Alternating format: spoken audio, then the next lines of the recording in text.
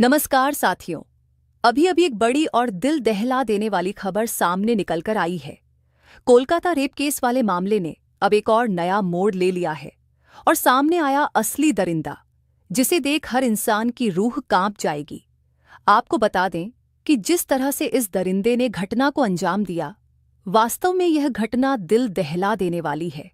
आप लोग अभी सा साफ देखेंगे कि यह दरिंदा किस तरह से लोगों की नज़रों में बचने की अपनी पूरी कोशिश कर रहा था और इस केस में अपनी पूरी ताकत लगा रहा था। वह चाहे राजनीतिक ताकत हो, मोती-मती नोटों की गड्डी की ताकत हो, मतलब बेशुमार पैसे की ताकत हो, या फिर सामूहिक ताकत हो, उसने पूरी तरह से अपने आप को बचाने की कोशिश की थी।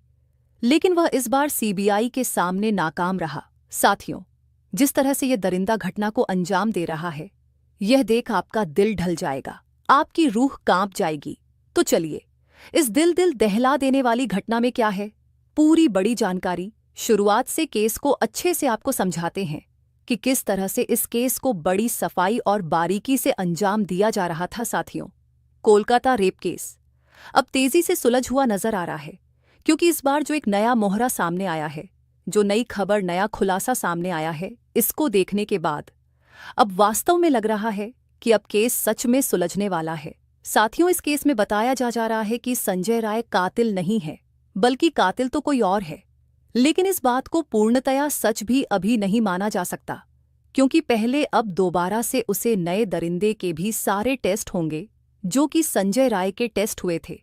और सबसे ज्यादा जरूरी तो ये है कि वह चेहरा कौन है जिसकी हम लोग बात कर रहे हैं। अभी अभी बड़े खुलासे में पता चला है कि आखिरकार इस पूरी शर्मा घटना के पीछे किसी बड़े दरिंदे का हाथ था। अब अदालत में भी इस चीज का पर्दाफाश होगा। चलिए, कैसे को समझते हैं शुरुआत से और असली दरिंदे को पूरी तरह से जानते हैं कि कैसे उसने इस कोलकाता रेप केस मर्डर में घटना को अंजाम दिया।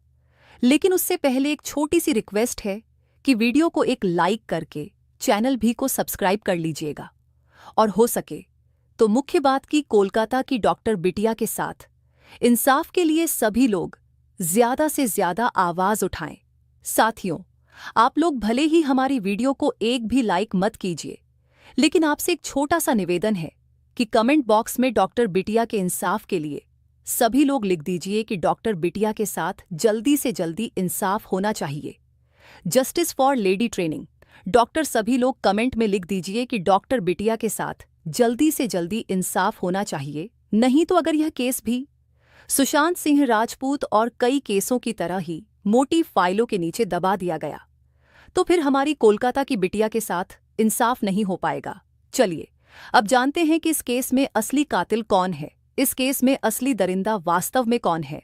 तो चलिए, शुरुआत से इस वीडियो को ध्यान से समझिए। साथियों, आपको बता दें कि कोलकाता रेप केस वाले मामले ने अब एक और नया मोड़ ले लिया है और सामने आया असली दरिंदा, जिसे देख हर इंसान की रूह कांप जाएगी। अदालत में संजय रॉय के फूट फूट कर रोने से हर कोई सकते में है। क्यों संजय रॉय फूट फूट कर रोया अदालत में, हम आपको बताएंगे। लेकिन उससे पहले आपको बता दें, जो बड़ी अपडेट है इस मामले में, आपको पता होगा कि 7 आरोपियों का पॉलीग्राफ टेस्ट कराया गया था, जिसमें मुख्य आरोपी संजय रॉय, पूर्व प्रिंसिपल संदीप घोष, इसके अलावा उस रात, यानी कि जिस रात क्राइम हुआ, उस रात अस्पताल में जो ट्रेनी डॉक्टर मौजूद रहे, 4 ट्रेनी डॉक्टर और साथ ही एक वॉलेटर, 7 लोगों का पॉलीग्राफ टेस्ट कराया गया था। संजय रॉय का पॉलीग्राफ टेस्ट जेल में ही कराया गया था, जहां वह 14 दिनों की न्यायिक हिरासत में भी भेजा गया था। लेकिन अभी की जो बड़ी खबर है, उससे पहले आपको बता दें कि अदालत में हर कोई सन्न रह गया जब संजय रॉय ने फूट फूट कर कहा कि वह बेगुनाह है, वह बेकसूर है, निर्दोष है, और इसीलिए चाहता है कि इस मामले में जो भी जांच सीबीआई को करानी हो वह कराए, ताकि असली आरोपी, असली गुनहगार सामने आ पाए। संजय रॉय फूट फूट कर अदालत में कहता है कि वह बेकसूर है, उसने कुछ नहीं किया, और तभी वह हर तरह की जांच का हिमायती है, हर तरह की जांच के पक्ष में है, क्योंकि वह चाहता है कि इस मामले में जो सही आरोपी है, असली आरोपी है, वह सामने आए।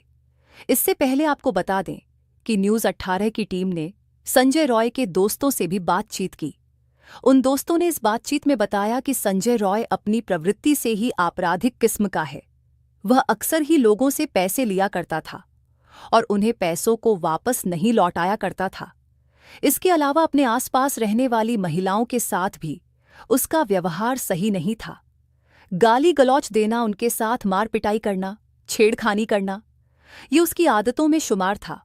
आर्स करर मेडिकल कॉलेज में वह वॉलेंटियर के तौर पर काम करता था, लेकिन हर कोई यह जानता था, इस बात से वाकिफ था कि वह पूर्व प्रिंसिप संदीप घोष के बेहद करीबी में से एक है। संदीप घोष के बाउंसर के तौर पर भी लोगों के बीच उसकी पहचान थी। संदीप घोष की भूमिका भी इस मामले में शुरू से ही संदिग्ध रही है। इस पूरे मामले को लेकर टिप्पणी सुप्रीम कोर्ट ने भी की, सर्वोच्च अदालत ने भी की। जिस तरह से इस पूरे मामले को लेकर एफआईआर दर्ज की गई, जांच शुरू की गई, वह बताता है कि इस पूरे मामले को लेकर शुरुआत से ही पुलिस काफी गंभीर नहीं थी और मामले में कुछ छिपाने की कोशिश शुरुआत से ही की जा रही थी। वहीं पॉलीग्राफ टेस्ट जो हुआ था, उसको लेकर यह कहा जा रहा था कि अब दूध का दूध और पानी का पानी हो जाएगा। ये साफ हो जाएगा कि कौन झूठ बोल रहा है, कौन सच बोल रहा है। यदि आपके मन में यह बात होगी कि पॉलीग्राफ टेस्ट होता क्या है, पॉलीग्राफ टेस्ट दरअसल झूठ पकड़ने वाली मशीन के जरिए किया जाता है, जिसे हम कहते हैं लाइट डिटेक्टर मशीन। इसमें शरीर में हो रहे बदलावों के जरिए इस बात की जानकारी मिलती है कि इंसान सच बोल रहा है या झूठ बोल रहा है। अक्सर बड़े मामलों में आरोपियों के मुंह से सच उगलवाने के लिए यह टेस्ट किया जाता है। अब आरजी करर मेडिकल कॉलेज में जो ट्रेनी डॉक्टर के साथ उस रात दरिंदगी हुई, उस दरिंदगी को लेकर जो जांच है, वह पहले तो पूरी उम्मीद इस पॉलीग्राफ टेस्ट पर ही टिक गई थी। लेकिन अब एक बार फिर Kolkata rape and murder case की गुत्थी सुलझने की जगह और उलझती दिख रही है। इतने दिनों बाद भी देश की सबसे तेजतर राज जांच एजेंसी सीबीआई ठोस सबूतों के लिए हाथ पैर मारती दिख रही है सीबीआई को। अब कुल 7 लोगों को झूठ पकड़ने वाली मशीन के सामने बैठा रही से इनके बयानों में जो विरोधाभास है वह क्लियर हो सके। हालांकि इसमें भी आरोपी संजय रॉय का टेस्ट अगले दिन के लिए टाल दिया गया था। देश सवाल पूछ रहा है कि कोलकाता फाइल्स की क्लोजर रिपोर्ट आखिर कब आएगी साथियों, इस दिल दहला देने वाली घटना में, जिसमें कि डॉक्टर बिटिया दीवारों और बंद दरवाजों के पीछे वह चीखती रही, रहम की भीख मांगती रही, आखिरी सांसों तक लड़ती रही, जबकि न उसने कम कपड़े पहने थे, न वह आधी रात घर से निकली थी, न सुनसान सड़क पर थी। उसकी तो गर्दन में जान बचाने वाला आला था, फिर भी उसे नोचा गया, खोटा गया, असमत लूटी गई मौत के मुंह में झोंक दिया गया। हैवानियत की सन्न कर देने वाली कहानी द कोलकाता फाइट्स। देश उबल रहा है, देश सवाल पूछ रहा है, देश इंसाफ मांग रहा है। डॉक्टर बिटिया का बलात्कारी कौन, डॉक्टर बिटिया का कातिल कौन, डॉक्टर बिटिया की रूह को कब मिलेगा सुकून? किसी के पास जवाब नहीं है। किसी के पास 8 और 9 अगस्त के दरमियानी रात का हिसाब नहीं है। है क्या हुआ, कैसे हुआ, कब हुआ, क्यों हुआ, किसने किया, कौन कौन शामिल? देश की सबसे बड़ी जांच agency central bureau of investigation यानी सीबीआई परत दर परत तलाश कर रही है, केस का रेशा रेशा खंगाल रही है, लेकिन सवाल अब भी अनसुलझे हैं। इतने दिन बाद कितने मिले, सबूत कितने मिले, गवाह कितने दूर रह गए हैं? कानून के हाथ डॉक्टर बिटिया को कब मिलेगा इंसाफ? कोलकाता केस की डिटेल दिखाने से पहले पीड़िता के पिता ने क्या कहा सुनिए। साथियों, डॉक्टर बिटिया के पिता से पूछा गया कि आपको लगता है कि कहीं ना कहीं अस्पताल प्रशासन ने एक बड़ी चूक की है, तो पीड़िता के पिता ने कहा कि पहले से तो हमको अस्पताल के जो डिपार्टमेंट है जिसके पास मेरी लड़की को भेजा था वो ऑन ड्यूटी में थी। एक ऑन ड्यूटी में एक जो लड़का हो या लड़की जिससे काम करता है, जैसे कि हमारे अंडर में 3-4 आदमी काम करते हैं, तो उनकी जो जिम्मेदारी है वह तो मेरी है ना। तो जब मेरी जिम्मेदारी है तो फिर यदि अगर वहां पर जो मेरे अंडर काम कर रहे हैं उनके साथ कोई दुर्घटना घट जाए तो हमारे ऊपर ही तो जिम्मेदारी पड़ेगी। लेकिन आरजी करर अस्पताल के प्रिंसिपल या कोई भी अन्य लोग अभी तक इसके बारे में आज इतने दिन में कोई भी फ़ोन से भी बात नहीं की। फिर तभी पूछा गया कि जब उनका 100 मिला तो आपको कितने बजे फ़ोन आया और किसने फ़ोन किया था? तब पीड़िता के पिता बताते हैं कि 10:53 पर फ़ोन आया और उसके बाद हमने फ़ोन किया। उसके बाद उसने उधर से भी फिर एक बार फ़ोन आया, उसने बोला मैं असिस्टेंट सुपर बोल रहा हूँ, आपका लड़की लगता है सुसाइड कर ली है। तो साथियों, इतना कुछ पीड़िता के पिता ने बयान दिए हैं। साथियों, अब आपको बता दें कि सीबीआई 7 किरदारों का पॉलीग्राफ टेस्ट करा रही थी। दिल्ली से एक विशेष टीम आकर ये पॉलीग्राफ टेस्ट को कर रही थी, जिसमें संजय रॉय, इसके अलावा पूर्व principal Sandeep Ghosh, 2 trainee doctor, एक इंटर्न और 2 अन्य स्टाफ शामिल थे। सीबीआई इस टेस्ट के जरिए जानना चाहती है कि आखिर 8 और 9 अगस्त की रात सेमिनार हॉल में क्या हुआ था। तो ये तो क्लियर होता जा रहा है कि इस केस से जुड़े वो कौन से और कितने किरदार हैं जिन पर सीबीआई अपनी जांच फोकस कर रही है। नंबर 1, आरोपी संजय रॉय, जिसे 14 दिनों के लिए जेल भेजा जा चुका था। और नंबर 2, आरजी करर का पूर्व principal doctor Sandip Ghosh. Number 3, first year PG doctor. और number 4, first year PG doctor Somit. Number 5, house staff Golab. Number 6, एक इंटर्न सुखदीप। नंबर 7, अस्पताल का एक और स्टाफ। इन सबको पॉलीग्राफ टेस्ट से गुजरना होगा। Doctor, rape and murder case की कड़ियां बहुत लंजी हुई है। सीबीआई का मानना है कि जो भी बयान उसने अब तक दर्ज किए हैं उसमें कई बयान ऐसे हैं जिनमें विरोधाभास है। सीबीआई ने सुप्रीम कोर्ट में इस बात को लेकर यहां तक दावा किया कि कोलकाता पुलिस ने क्राइम सीन को सुरक्षित नहीं रखा। बड़ा सवाल यह भी है कि सीबीआई ने जिस क्राइम सीन के सीएफएसएल के एक्सपर्ट के जरिए जांच करवाई, क्या सीएफएसएल के एक्सपर्ट छुपे हुए सबूत नहीं तलाश कर पा रहे? पूर्व प्रिंसिपल संदीप घोष से लगातार पूछताछ करने के बाद पॉलीग्राफ में जो सवाल पूछे जा रहे हैं वो इसी से संबंधित हैं। संदीप घोष से पूछा जा रहा है कि आपको वारदात की खबर किसने दी? सेमिनार हॉल के पास मरम्मत क्यों कराया? आपने पुलिस को सूचना तत्काल क्यों नहीं दी? संदीप घोष क्या छिपा रहे हैं, क्या बता रहे हैं? उम्मीद है कि पॉलीग्राफ टेस्ट से दूध का दूध, पानी का पानी हो पाएगा।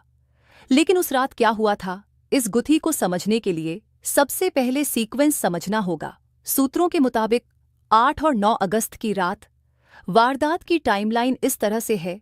पीड़िता और 2 फर्स्ट ईयर के छात्र अर्का और सुमित्र ने 12 बजे रात को साथ में डिनर किया।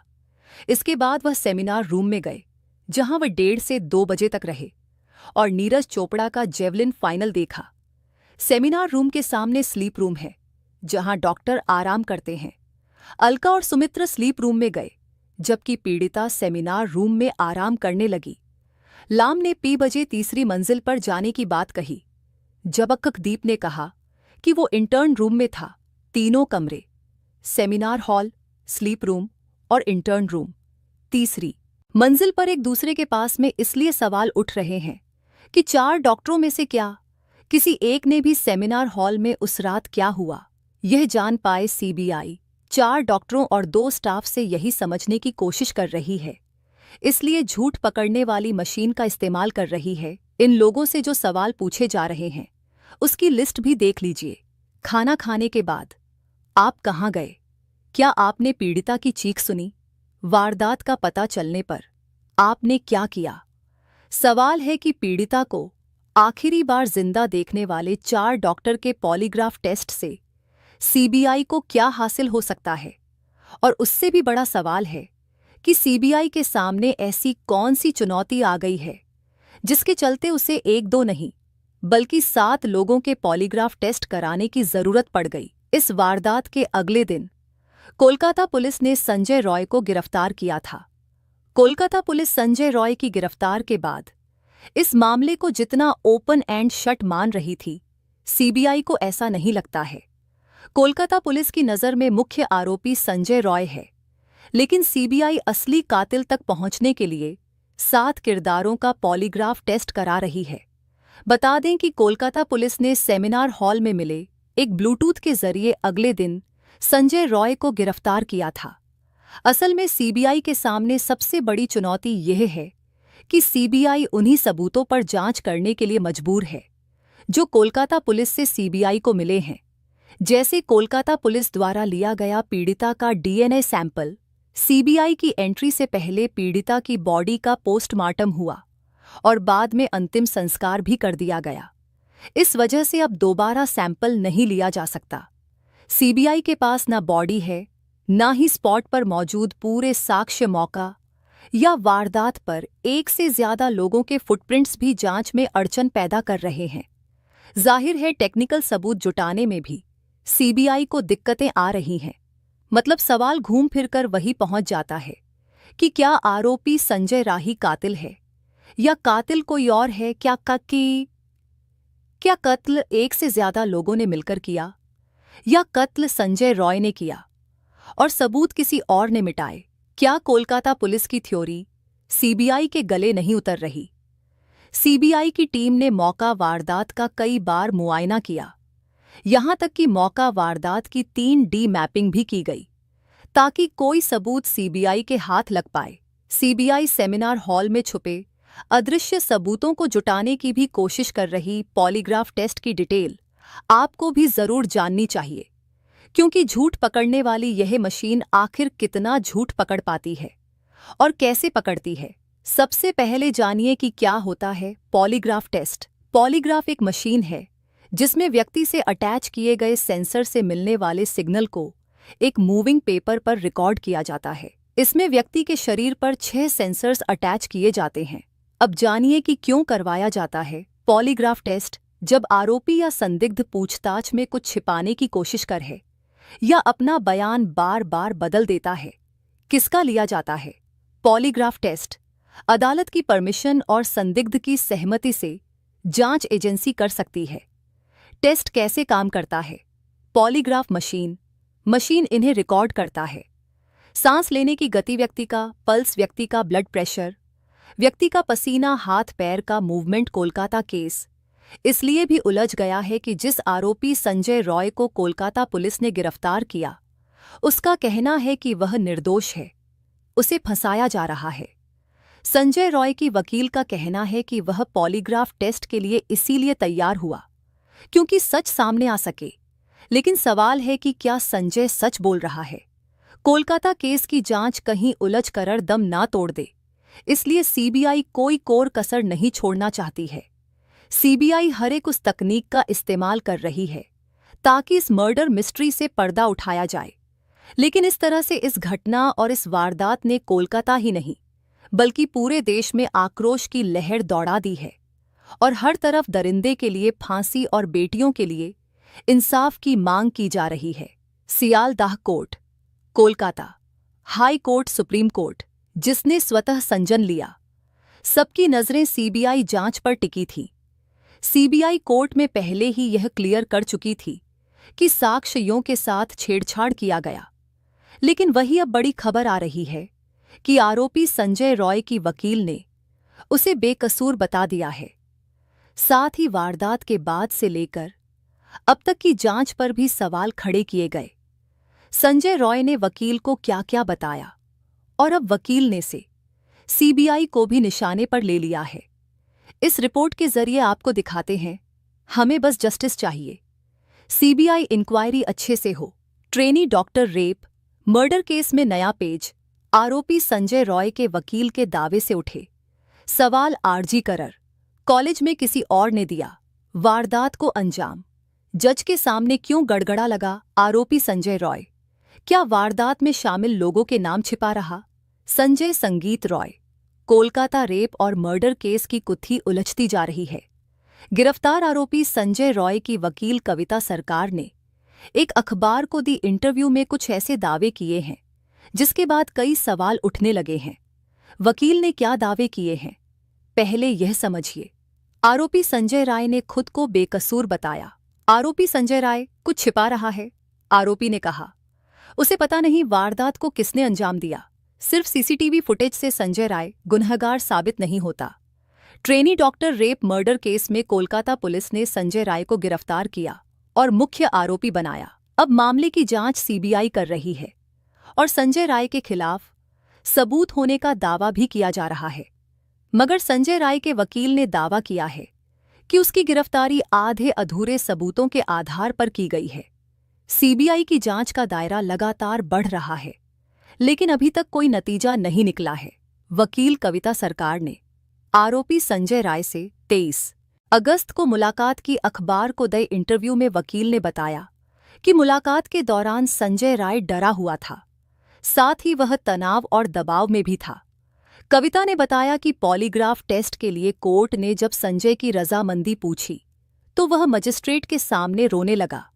वह खुद चाहता था कि उसका पॉलीग्राफ टेस्ट हो ताकि सच्चाई सामने आए। आरोपी ने मजिस्ट्रेट के सामने रोते हुए कहा कि मैंने कोई जुर्म नहीं किया है, मुझे फंसाया जा रहा है। इस केस की जांच कर रही सीबीआई भी लगातार सबूत जुटा रही है। सीसीटीवी फुटेज भी एक बड़ा सबूत माना जा रहा है।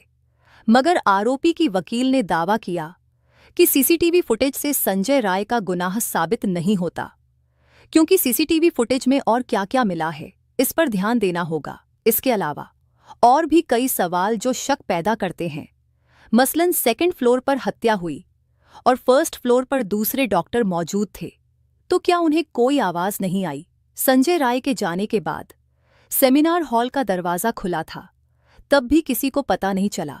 9 अगस्त को आर्स करर मेडिकल कॉलेज में जो हुआ, उसके बाद से पूरे देश में गुस्सा है। आरोपी संजय राय को फांसी देने की मांग हो रही है। बीजेपी लगातार सड़कों पर उतरक प्रदर्शन कर रही है।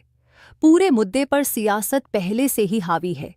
सीबीआई की जांच में हो रही देरी को लेकर पश्चिम बंगाल की मुख्यमंत्री ममता बनर्जी भी सवाल उठा चुकी है। वहीं आरोपी की वकील ने भी सीबीआई पर कई आरोप लगाए हैं। कविता सरकार ने कहा है, सीबीआई ने अब तक केस से जुड़े डॉक्यूमेंट मुझे नहीं दिए। संजय रॉय के पॉलीग्राफ टेस्ट के बारे में नहीं बताया गया। कोलकाता पुलिस भी निष्पक्ष नहीं है। कविता ने सबूतों के साथ छेड़छाड़ से भी नहीं किया। साथ ही पीड़ित के पोस्टमार्टम में जल्दबाजी करने और नियमों का पालन न करने का भी आरोप लगाया है।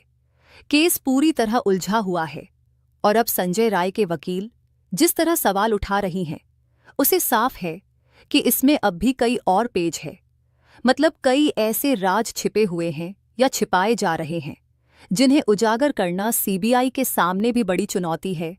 वीडियो बहुत बड़ी हो रही है। पूरी खबर जानने के लिए चैनल को सब्सक्राइब कर लीजिए। जल्द ही इस वीडियो का पार्ट 2 हमारे चैनल पर अपलोड किया जाएगा। तो सच्ची और सती खबर के लिए चैनल को सब्सक्राइब करके बेल आइकन की बटन को ऑल पर जरूर सेलेक्ट कर लीजिए, जिससे आपको सबसे पहले नोटिफिकेशन मिल सके। धन्यवाद। जय हिंद, जय भारत, वंदे मातरम।